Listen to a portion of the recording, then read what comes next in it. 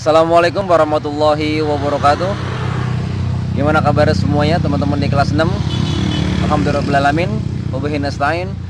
Wala umuruddin wadin. Wassalatu wassalamu ala asyrafil anbiya'i wal mursalin wa ala alihi washabihi jamain. Amma ba'du. Tidak lupa selalu kita panjatkan rasa syukur kita kepada Allah Subhanahu wa taala yang hingga saat ini kita masih diberikan segala nikmatnya sehingga kita dapat melaksanakan aktivitas kita sehari-hari. Dan tidak lupa pula salawat serta salam kita haturkan kepada Nabi besar kita Muhammad SAW beserta keluarga sahabat-sahabat beliau. Baik teman-teman di kelas 6, sebelum kita mulai pembelajaran kita pada hari ini, alangkah baiknya jika kita awali pembelajaran kita dengan bersama membaca basmalah. Bismillahirrahmanirrahim. Semoga dengan pembacaan doa tadi pembelajaran kita dapat dimudahkan dan dapat berjalan dengan lancar tanpa halangan sedikit pun.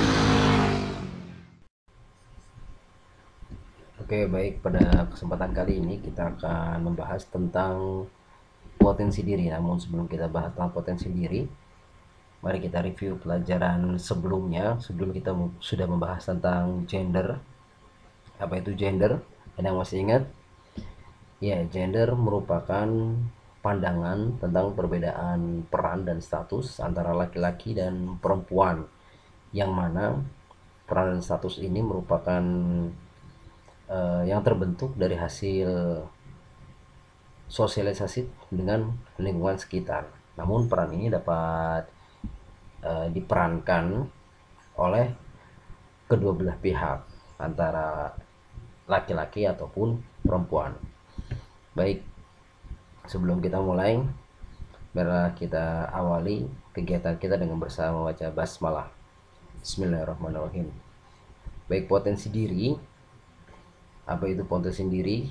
Ya, kita akan membahasnya pada kesempatan kali ini. Ya, mari kita simak penjelasan berikut. Oke, setiap manusia dikaruniai Tuhan berbagai macam potensi yang dapat dikembangkan. Namun banyak yang belum sepenuhnya mengembangkan dan belum menggunakannya. Nah, terkadang kita tidak menyadari potensi yang ada dalam diri kita, sehingga kita belum memaksimalkan potensi yang diberikan oleh Allah Subhanahu wa taala. Padahal jika kita memaksimalkan potensi tersebut, ya insya Allah kita akan bisa bersaing dengan siapapun. Seperti itu.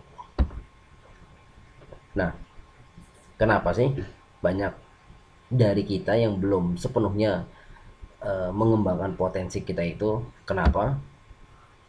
Karena kita biasanya belum mengenal potensi kita dan hambatan apa yang ada dalam diri kita, sehingga kita tidak menyadari bahwa sebenarnya potensi kita itu lebih dari yang kita bayangkan. Seperti itu. Oke, kemudian berikut adalah pengertian dari potensi. Potensi merupakan kemampuan-kemampuan dan kualitas-kualitas yang dimiliki seseorang, namun belum digunakan secara maksimal. Nah, dari pengertian ini sudah jelas bahwa potensi itu ada dalam diri setiap orang. Ya, setiap individu memiliki potensinya masing-masing, kualitasnya masing-masing. Namun karena belum digunakan secara maksimal, akhirnya potensi tersebut tidak timbul, tidak muncul potensi tersebut. Sehingga kita bingung, sebenarnya saya ini bisa apa sih? Gitu kan. Nah, potensi ini merupakan kekuatan, power yang ada dalam diri kita. Ketika kita memaksimalkan potensi kita, yakinlah insya Allah kita akan bisa melakukan apa yang kita inginkan. Nah, bagaimana cara mengetahui potensi kita? Ya, nanti kita akan bahas pada materi ini. Oke. Kemudian manfaat dari potensi ini adalah mengembangkan kepribadian manusia yang terbentuk dari bawaan dari lahir, ya. atau bakat. Jadi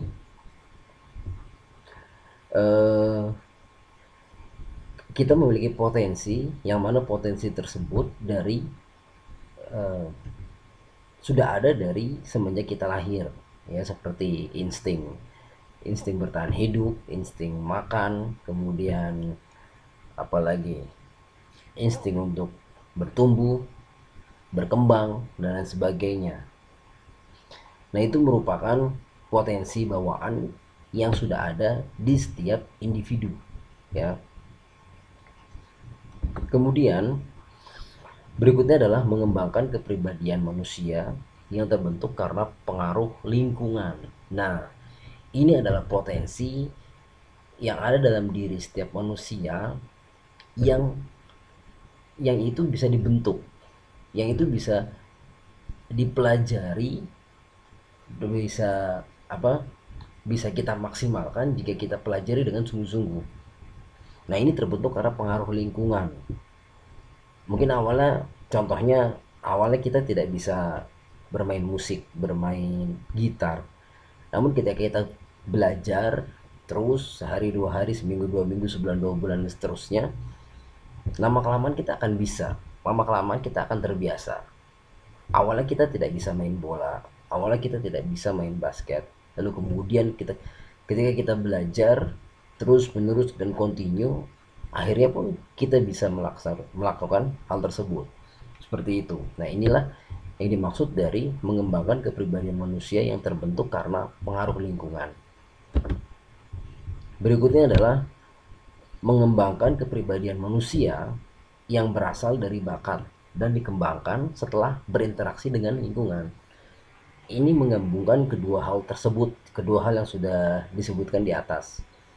Pertama, kita memiliki potensi, ya, dari lahir, potensi bawaan kita. Kemudian kita memiliki bakat dari lahir. Contoh kecilnya sederhana saja. Mungkin ada sebagian dari kita yang mahir dalam menggambar, dalam melukis. Dari kecil atau dari TK, SD, SMP sudah terlihat bakat melukisnya. Nah, ketika bakatnya ini sudah terlihat, maka dapat dikembangkan lebih lanjut setelah berinteraksi dengan lingkungan. Maksudnya, potensi atau bakat yang ada dalam diri individu ini dapat dikembangkan dengan maksimal ketika ia terus belajar melukis seperti itu. Pasti banyak teknik-teknik melukis. Nah, terus dikembangkan dan sebagainya, maka potensinya akan maksimal. Oke, kemudian bagaimana sih kita mengukur potensi diri yang ada dalam diri kita? Nah, pertama adalah penilaian diri atau self assessment. Menilai diri sendiri untuk melihat potensi positif maupun negatif. Nah, ya, contoh kecil tadi melukis, ya. Ya, tidak semua orang bisa melukis dan tidak semua orang juga bisa bermain olahraga atau bermain alat musik tertentu. Nah, setidaknya dalam melaksanakan suatu hal kita bisa menilai diri kita sendiri. Ya, contohnya tadi melukis, ketika kita sudah melukis suatu gambar tapi kemudian hasilnya kurang maksimal atau mungkin cenderung kurang bagus, ya, hasilnya itu. Nah, mungkin untuk sesekali 2 kali kita belum bisa menilai diri kita, tapi setelah kita melaksanakan percobaan sekali, 2 kali, 3 kali, dan beberapa kali, tapi toh ternyata hasilnya masih, ternyata lukisannya kurang bagus, ya, gitu. Di situ kita bisa menilai diri kita sendiri bahwa ternyata potensi saya bukan di sini, gitu. Saya tidak mahir dalam melukis, walaupun kita sudah coba berulang kali, ternyata toh hasilnya kurang maksimal, seperti itu. Mungkin potensi kita ada di bidang lain, bisa saja di bidang olahraga atau di bidang seni yang lain atau musik. atau lain-lainnya, seperti itu. Kemudian yang berikutnya adalah feedback dari orang lain. Inilah maksudnya adalah evaluasi dari orang lain, dari orang sekitar kita, dari teman-teman kita, dan dari orang-orang terdekat kita. Nah, feedback ini bisa langsung ataupun tidak langsung, ya. Feedback langsung cenderung kepada pernyataan verbal. Jadi apabila ada teman kita yang mengevaluasi diri kita, memberikan feedback kepada kita bahwa oh ternyata lukisan kamu kurang bagus loh, gitu. Berarti kan itu menunjukkan bahwa pada lukisan berikutnya lukisan saya harus lebih bagus lagi, gitu. Nah, tapi setidaknya itu adalah evaluasi dari orang lain bahwa ternyata lukisan kita belum bagus pada saat itu. Mungkin di minggu depan atau bulan depan lukisan kita akan tambah bagus lagi. Kemudian feedback tidak langsung atau petunjuk halus atau nonverbal. Nah, biasanya ini lebih cenderung kepada orang-orang terdekat, tapi orang-orang terdekat tersebut tidak mengatakannya secara langsung seperti yang tadi, tapi melalui sindiran-sindiran tertentu seperti itu. Bila tidak mengetahui kelemahan, maka kita tidak akan tergerak untuk mengatasinya. Nah, inilah apabila kita tidak mengetahui kelemahan kita tidak biasa dievaluasi orang lain, kita tidak terbiasa mengevaluasi diri kita sendiri, maka kita tidak akan tahu kelemahan kita itu di mana, kekurangan kita itu di mana. Dan biasanya kita tidak akan tergerak untuk mengatasi kelemahan tersebut. Oleh karena itu, makanya kita butuh penilaian diri, entah itu dari diri sendiri atau dari orang lain. Baiknya sih, jika menurut Mister Pribadi, penilaian itu lebih baik dari orang lain. Jadi datangnya dari orang lain, karena orang lain yang menilai diri kita, bukan diri kita sendiri. Ketika orang lain menilai diri kita seperti ini, oh ternyata kekurangan saya di sini, kekurangan saya itu kurang bisa menggambar, kekurangan saya kurang bisa bermain bola, kurang bisa bermain alat musik. Maka dengan adanya penilaian diri tersebut, kita mampu mengatasi kelemahan-kelemahan tersebut. Oh berarti saya harus belajar lebih giat lagi, saya harus belajar melukis lagi, saya harus belajar bermain musik lagi, saya harus belajar tahfidnya lagi agar menjadi hafid nanti. Seperti itu. Oke, berikutnya adalah cara mengenali diri sendiri. Nah, yang pertama adalah kenali diri Anda sendiri. Sejauh mana Anda sudah mengenali diri Anda sendiri, ya. Nah, nanti di akhir materi ini akan ada beberapa soal. Jadi di situ dimaksudkan untuk bagaimana teman-teman bisa mengenali diri Anda sendiri, khususnya potensi yang ada dalam diri teman-teman. Yang pertama, teman-teman harus mengenali diri teman-teman sendiri, ya. Oke, berikutnya adalah tentukan tujuan hidup. Tujuan hidup teman-teman ini seperti apa? Nah, untuk tujuan hidup ini bisa jangka panjang ataupun jangka pendek, ya. Jangka panjangnya adalah mungkin nanti setelah teman-teman lulus akan masuk ke SMP negeri ini. Setelah masuk SMP negeri ini akan kuliah SMA di sini. Kemudian setelah itu akan lanjut perguruan tinggi di perguruan tinggi negeri ataupun melanjutkan kuliah di luar negeri. Nah, itu adalah tujuan hidup jangka panjang. Untuk saat ini teman-teman mungkin bisa menentukan tujuan hidup teman-teman untuk jangka pendek terlebih dahulu. Contohnya, karena saat ini teman-teman sudah di kelas 6, teman-teman bisa untuk target yang terdekat saat ini mungkin lulus saat ujian nasional nanti, ya, tentunya dengan hasil yang maksimal seperti itu. Ketika teman-teman sudah menentukan tujuan teman-teman, maka bagaimana caranya teman-teman bisa meraih tujuan tersebut? Contoh kecil tadi, lulus di UN. Nah, langkah-langkahnya apa saja untuk bisa teman-teman lulus di UN nanti? Berikutnya adalah hilangkan negative thinking. Nah, negative thinking ini yang kadang eh, secara secara tidak sadar itu akan merusak diri kita sendiri. Kenapa Mister bilang secara tidak sadar? Karena lama kelamaan ketika kita selalu berpikiran negatif, khususnya kita bernegatif thinking kepada diri kita sendiri, kita menganggap bahwa diri kita tidak bisa, diri kita tidak mampu melakukan hal tersebut, tidak bisa melakukan ini itu, maka secara tidak langsung potensi yang ada dalam diri teman-teman itu akan terpendam. Jadi itu tidak akan muncul, potensi tersebut tidak akan muncul, dan ternyata teman-teman sendiri yang menutup hal tersebut gitu, karena teman-teman berpikir bahwa saya nggak bisa nih main bola, oh saya nggak bisa nih melukis yang bagus, saya nggak bisa nih eh, tahfidz sebanyak itu kayak dia. Nah seperti itu, ketika ada pikiran-pikiran negatif seperti itu akan menghambat diri teman-teman untuk berkembang, dan pastinya potensi tersebut tidak akan timbul. Seperti itu. Jadi hilangkan negative thinking. Berikutnya adalah jangan mengadili diri sendiri. Nah ini ada kaitannya dengan negative thinking tersebut. Jika teman-teman ternyata merasa tidak bisa main bola dengan baik, kurang mahir dalam bermain bola, kemudian jangan mengadili diri sendiri ketika tim Anda kalah.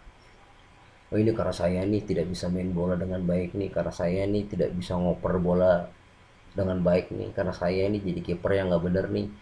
Tidak seperti itu berarti teman-teman sudah rendah diri, ya bukan rendah hati tapi rendah diri. Teman-teman merasa kecil, merasa tidak mampu, padahal ketika teman-teman belajar, insya Allah pun teman-teman bisa, karena setiap orang, setiap manusia diberikan ya potensi yang sama seperti itu. Oke, berikutnya adalah jenis potensi diri. Nah, potensi diri yang bersifat fisik atau fisiologis. Tuhan telah membekali manusia dengan kelengkapan fisik yang sempurna. Laqad khalaqnal insana fi ahsani taqwim. Ya Allah sudah menciptakan manusia dengan yang paling sempurna dari makhluk-makhluk yang lain. Anggota badan dan organ tubuh yang ada padanya memungkinkan kita sebagai manusia bekerja dan beraktivitas dengan mudah. Alhamdulillah kita masih diberikan kesehatan hingga saat ini, fisik yang sempurna. Nah, dengan fisik yang sempurna ini kita harus maksimalkan potensi kita untuk bekerja dan beraktivitas apapun itu, tentunya aktivitas-aktivitas yang positif kan. Nah ini adalah potensi yang bersifat fisik. Yang berikutnya adalah potensi diri yang bersifat psikis. Nah seperti apa daya, kekuatan, kemampuan, kesanggupan, kemampuan yang memungkinkan untuk dapat dikembangkan. Ini yang potensi yang bersifat psikis ya. Ini adalah kekuatan yang ada dalam diri kita gitu. Jadi kalau bahasa kekiniannya seperti soft skill ya. Jadi kita bisa apa sih dalam diri kita? Kita punya kemampuan apa sih dalam diri kita? Seperti itu. Oke, berikut adalah potensi akademis atau potensi belajar. Sesuatu disebut berkualitas unggul jika sesuai dengan desain peruntukannya atau kegunaannya.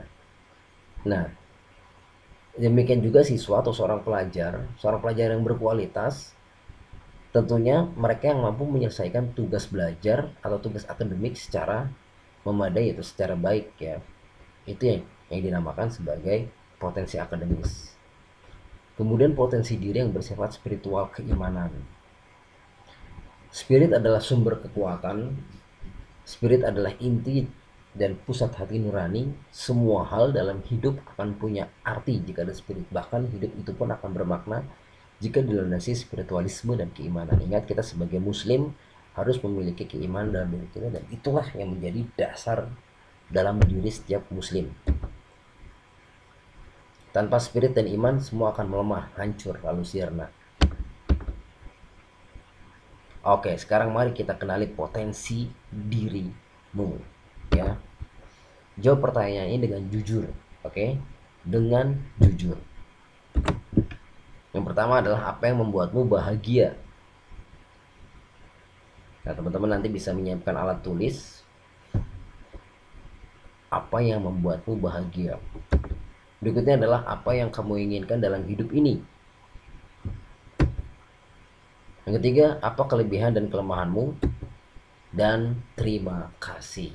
Selamat menjawab dengan jujur. Thank you. Baik, alhamdulillah. Demikianlah tadi materi yang sudah Mister sampaikan. Semoga apa yang kita pelajari hari ini dapat bermanfaat untuk kita semua. Apabila ada hal-hal yang ingin didiskusikan atau ditanyakan, teman-teman bisa komentar di kolom komen pada aplikasi Al-Mumtazah. Kurang lebihnya Mister mohon maaf. Sampai bertemu di minggu depan. Wassalamualaikum warahmatullahi wabarakatuh.